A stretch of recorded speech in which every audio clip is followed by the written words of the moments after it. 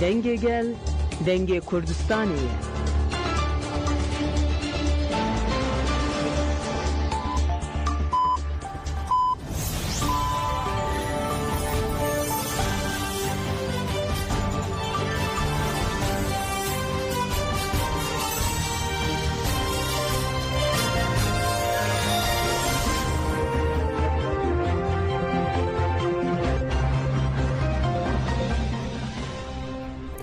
Jinavi naručijan a radio denge gelden başkoların heja 25 termehe 2025 inili Brüksel saatne lamet ede.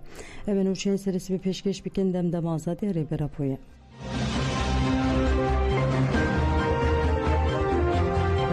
Navbele Sedudiyemin Salvegera Lozane protesto kir Konseye Civaken Demokratike Kurdistaniyen ya Belçika'ya Navbel bu Bornea Sedudiyemin Salvegera Peymana Lozane daxuyani da u banga beştar buna çalakya mezen akuve 26 terme roja şemiyeli Lozane Svisre'ye vareli darxistin kir.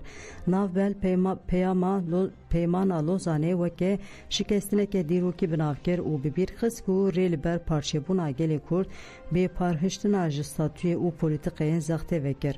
Daxuyani da hatiyar kirin ku 24 termehe jibu gele kurd roja şine u berxedaniye u vahat kutzin.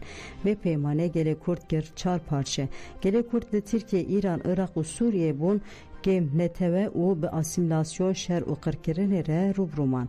Daxuyane navbele des şankir ku edi tekoşina kurdan neherimiye de heman demede buya tekoşineke nav neteveyji.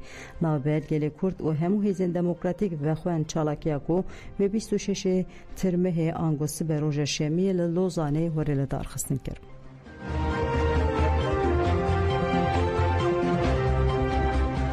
Göçter gut em dixwazin di nava komisyona ku del meclisê bê avakirin de cih bigirin.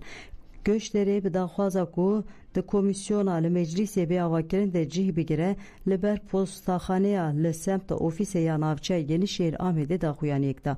Endam û revebirên komeleyê tevlî daxuyaniye bûn. Revebirê Göçterê Hakan Şeker di daxuyaniyê de axivî. Şeker daxaftina xwe de got ji ber polîtikayên dewletê di hişê gel de travma derketiye.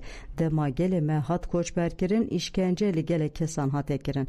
Piştî ew salan kesên ku hatine koçberkirin dixwazin vegerin gundên xwe lê rastî astengiyan tên. Em wekî komele koçberiyê dixwazin di nava çareseriyê de cih bigirin. Hakan Şeker axaftina xwe wiha bidawî kir. Komeleya me rastiya herêmê dizane ji bona vê cih girtina me ya di nava komisyonê de gelek giring e. Divê gav bên avêtin ku aiştî pêş bikeve. Em li vir dibêjin ku em amade ne ku peyvîra xwe bicih bînin.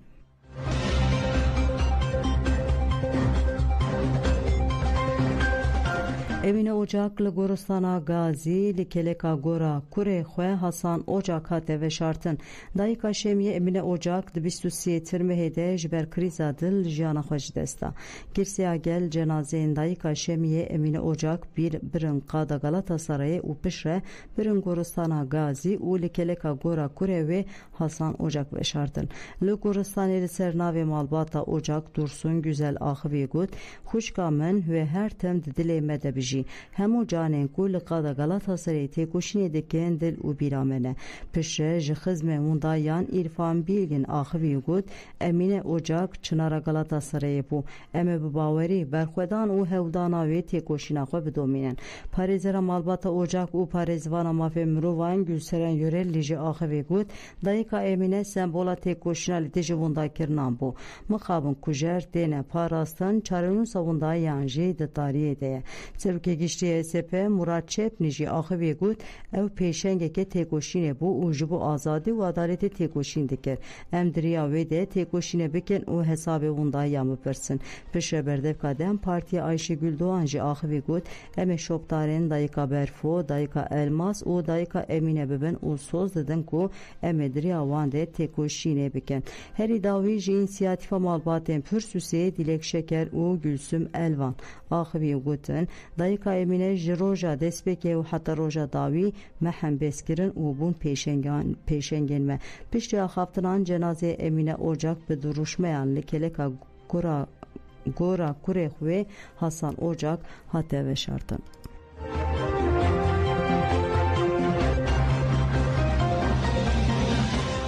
Ji bo şehîd dijwar li Efrînê merasim hat darxistin. Navenda tevgera Ciwanên şoreşger a li bajarê Dêrikê ji bo şehîd dijwar Efrîn Xelîl Hesen merasimeke hate li darxistin. Şehîd dijwar li herêma Xakurkê ya herêmên parastina yên medyayê 20 Îlûnê 2022 de şehîd bûbû. Bi sedan kes û nûnerên saziyan tevlî merasimê bûn. Di merasimê de gelek axaftin hatin kirin. Daxaftinan de sosa şopandinariya şehîdan hatayîn û hat gotin. Em di bi baweriyê de ne ku projeya azadî projeya gelan e. Gel ji her tim vefedarê şehîdên xwe ne. Heta avakirina Sûriye herkesî dev ji riya şehîdan bernadin. Di dawiyê de wesxeya şehadê hate xwendin û radestî malbatê hate kirin.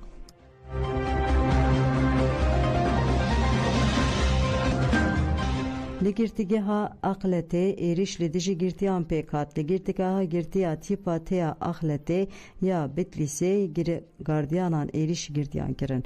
Ji girtiyan 8 kes birîndar bûn. Li gorî agahiyên hatine bidestxistin 22 Tirmehê di saet nehan de di dema ji martina sibehê de gardiyanan çûna qewşa girtiyan û eşyayên wan belav kirin. Li ser bertek nîşandana girtiyan gardiyanan îşkence li girtiyan kiriye. Hat zanin ku piştî êrişê gardiyanan cihên girtiyan bi kêran dirandine û zirar dane eşyayên girtiyan. Hat ragihandin beriya niha jî heman bû yer qewmiye. Li ser laşên girtiyên rastî îşkenceyê hatine birînin mezin çêbûne. Malbatên girtiyan bank li barorê xistinên hukukî û parlamenteran kirin ku serdana girtîgehê bikin.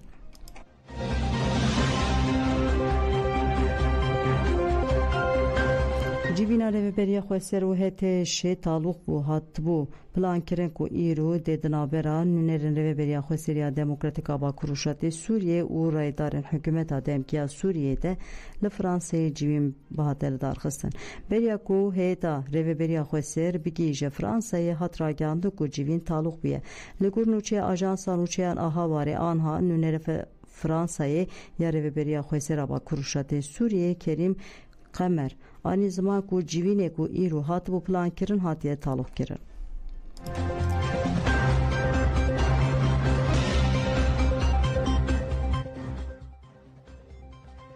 Deh kes jiyana xwe ji dest da li bajarê duh li bajarê Sûriyê Îdlibê teqînek mezin rûda bû. Teqîn di depoya çekan ya koma çete ya bi navê Hîzba İslamiya Türkistanî de pêk hatiye. Li gorî Wezareta Tenduristiya Hikûmeta Veguhez de encamê de 6 kesan jiyana xwe ji dest daye û 340 kes jî birîndar bûne. Navendê çavdariya mafê mirovan ya Sûriye Sohrê jî da zanin ku li gorî agahiyên gihîştine berdestê wan di teqînê de 12 kes mirine 7 kes jî birîndar bûne. Di nava kuştî û birîndaran de çeteyên Türkistanê jî hene. Lê agahiyên derbarê çarenûsa wan de nayên parvekirin. Ji ber teqînê şeniyên wê herêmê bi taybet ên di nava kampan de di nava tirsê de ne.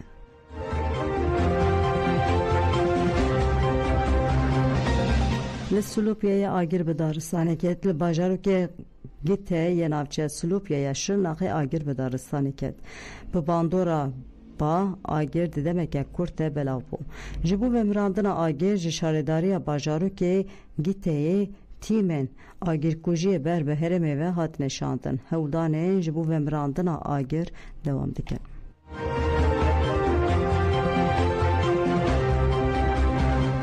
Di bîra petrolê de teqîn pêk hat 7 kes birîndar bûn. Di somdaşa bîra girêdayî şîrketa anonîm a petrolên Tirkiyeyê tema awye ya li ser riya Ahmet Elihê de bi şev ji ber gazê teqînek rûda.